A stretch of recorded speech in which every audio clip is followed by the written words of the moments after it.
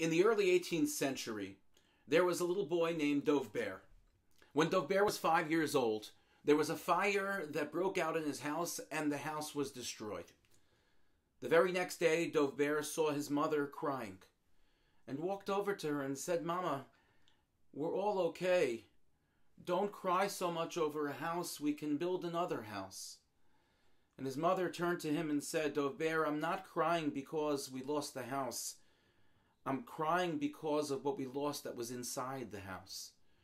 She said, "You see, Dovber, we had something called a Sefer Yuchsin. We had a book which traced your lineage all the way back to such great Torah giants as Reb Hai Gaon, Reb Yochanan HaSandlar, and David Hamel. You are a descendant of David Hamel. And now that book, which traced that lineage, which documented that lineage, now that book is gone forever." And so Dovber tried to comfort his mother by saying, "Mama, I will make for you a new lineage. I'll make for you a new yichus."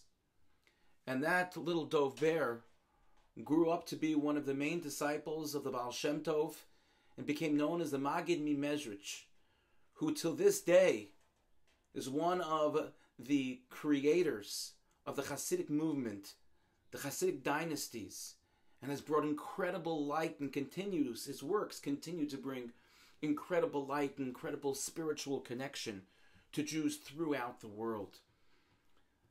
This Shabbos we read Sefer Bamidbar, which is very often, almost always read on the Shabbos before Shavuos.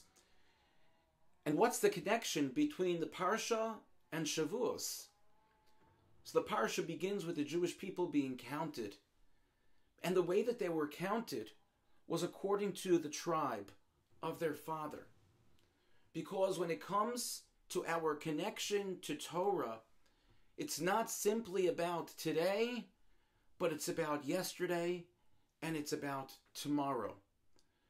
And so the day after Rosh Chodesh Sivan is known as Yom HaMiyuchas, the day of lineage, because we are told that the Jewish people brought documentation or proof to Moshe Rabbeinu of their lineage in that they were worthy to receive the Torah.